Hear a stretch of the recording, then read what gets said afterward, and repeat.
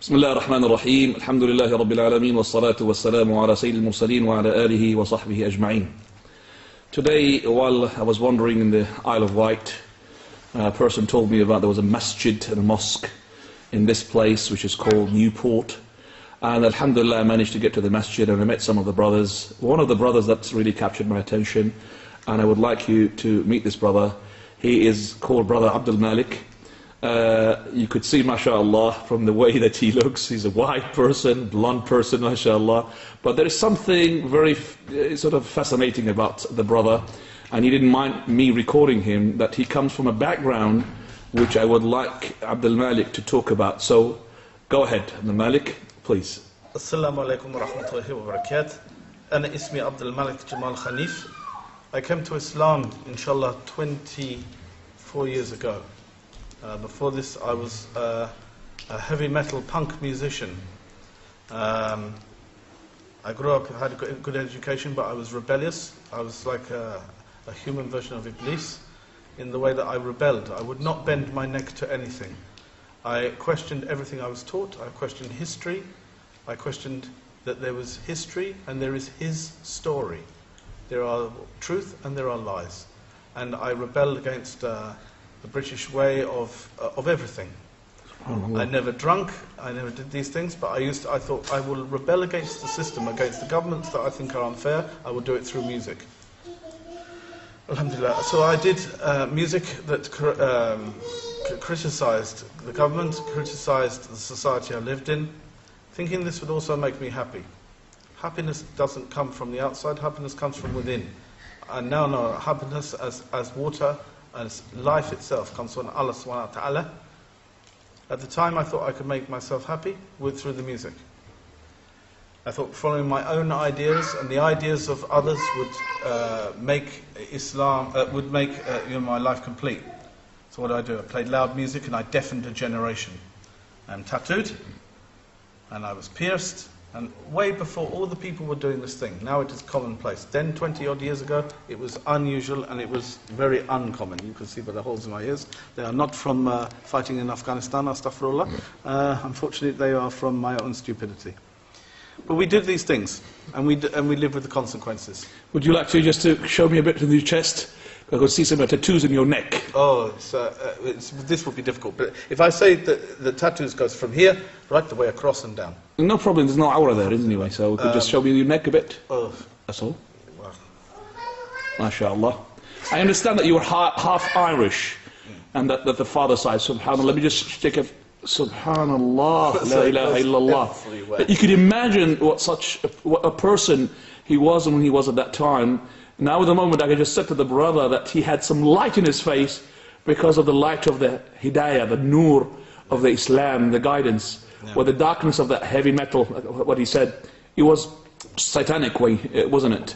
And yes, I would say it was. I would also say that it was done through anger for various reasons. Anger at society, anger at things that I didn't understand, anger at that there must be more in life than just property, money and health and wealth. These things are, everybody says this is the meaning of life. I've always thought there was a God, and I always asked where he was. I looked at every ism. I had a good university education, but I argued against everything.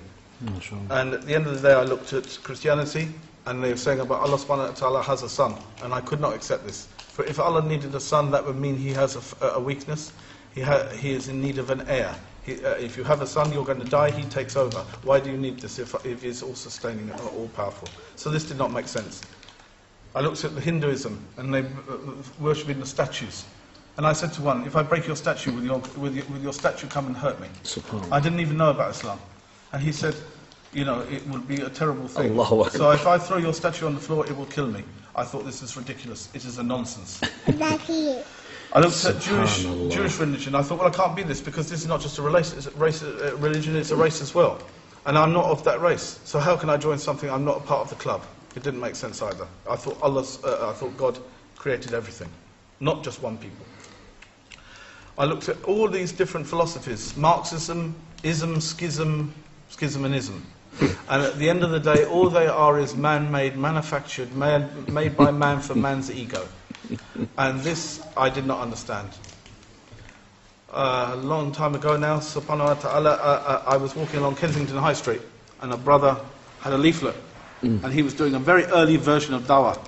There was no dawah 20 odd years ago. There was very few Muslim reverts. I don't like the word convert.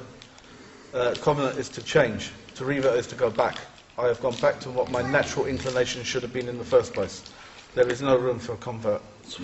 So I took the leaflet and I saw the word Islam and I thought, what is this thing?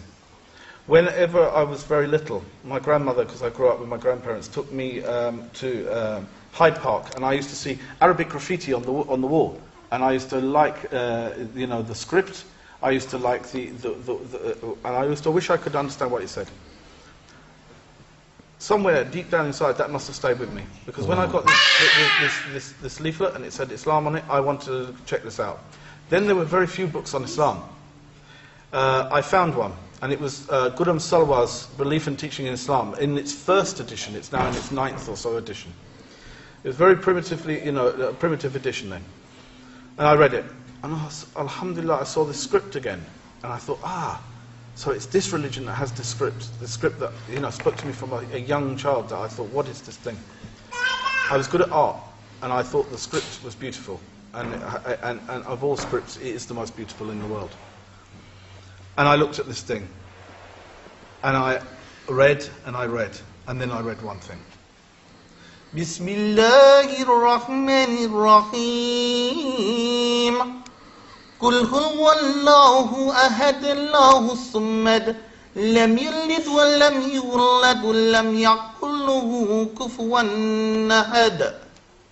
They weren't expecting that, mashallah, from you. The way you sound, mashallah. This changed my life. Yeah, subhanallah. And you know the meaning of it, mashallah. To say that Allah is one. Yes. To say that anything that has a creator is a creation has to have a creator. You don't have multiple creators for something. If you have an architect, you have multiple architects. They all have infighting. They all fall apart. Excellent. You have to have unity.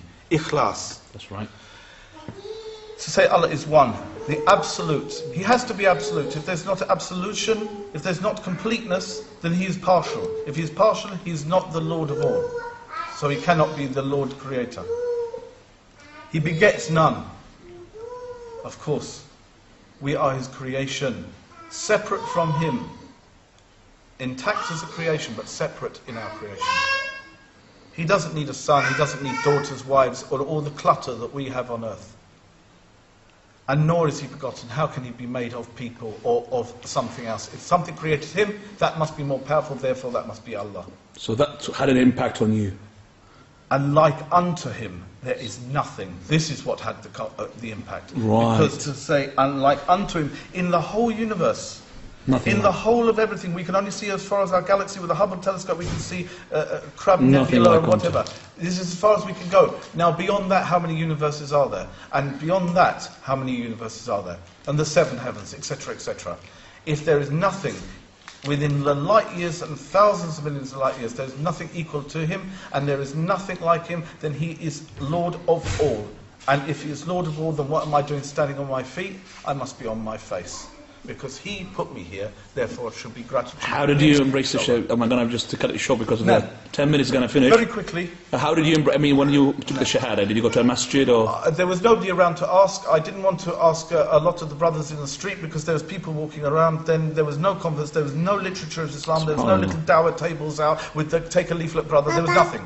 So I thought, you're complaining about this, aren't you, at the moment? You're saying you should have had that. I should have had that. Yes. It shouldn't have been partialised to a community. You should not ghettoise Islam. That's right. You can't put a box around Allah. It is either Allah is everywhere, or you as a people are putting him in a box. Allah with his knowledge is everywhere. No. Yeah, not with himself. No, not is with his knowledge, with his ilm and with his hikmah. Excellent. You're talking about religion. You can't box religion, Islam, and it's a box. It has to be for everybody. Humans put boundaries. There is no boundaries. There's no boundaries, of course. And so therefore, when I looked at this thing, I thought, where am I going to go? So I looked through the phone book. Yes, in those days there were phone books. There was not 1-to-1 or 11800. So I looked through there and I saw London Central Mosque. Right, Regent's Park. And I thought, okay, go there. I'll go there. And I looking like I did, and I wish I had a photo of me as I did. I did a talk last week. I had the photo of what I used to look like. And going with this sort of look, and remember you had no beard. No, I had nothing. I had bright blue hair, you know, and long hair, earrings, tattoos, vest. And you expect everybody just to welcome you to embrace Islam. Belt made of bullets. You know. So what happened when they saw you? I went in there, I took the bullet belt off because I thought it might be a bit disquieting, you know. And I tried to tie my hair back as best as possible. And I said, I want to make shahada. And they said, they were surprised. They couldn't believe it. They were baffled. And he just looked at me as if I was going to hurt him. I said, can you bring me somebody who can speak English? So he brought me Abdullah from who was the secretary of the London Mosque with Ben. The one from Saudi Arabia, isn't he? La, he's from Musaf, Egypt. Oh, right, in Misr. And he said, you know, what do you understand about Islam? So I told him all that I've read. And I'm an avid reader, so I read and read. And I read... so he was surprised? He was surprised then. And he said, okay, I think you understand, but you know you can't look like you do. I said, I don't want to look like I do, it's just that's all I have at the moment. I can change that, but I need to change my heart first. That's right, very good. And you took it from there? I took my shahada. And when was that? The day, please, if you remember the date, year? 1986, MashaAllah. February the 4th. Right. Abdul Malik, I have to really at the moment just to, well, sort of stop for you here and then say to you, Jazakallah khairan for this commentary and this, you know, sort of short biography of your life. I would have liked it to be a bit longer, but remember that we have to go at the moment. I've got a family. I'm in the Isle of Wight today, and I'm really sort of very happy to meet the brothers here, especially yourself. And definitely, inshallah, maybe we'll have a go at, we'll see each other tonight as well. Maybe I should pray. As one final thing. Go on. This is quite an interesting little twist. The Cat Stevens, who also became Muslim at that time, I was named after one of his songs with my original name. My original name was Matthew. I was named after Cat Stevens' song, and I ended up teaching with him at Regent's Park. He taught the adults, I taught the children. When I learnt to write Arabic, I was teaching the Arabic to the small children. So how things come around, Allah has a wonderful plan, inshallah. Alhamdulillah.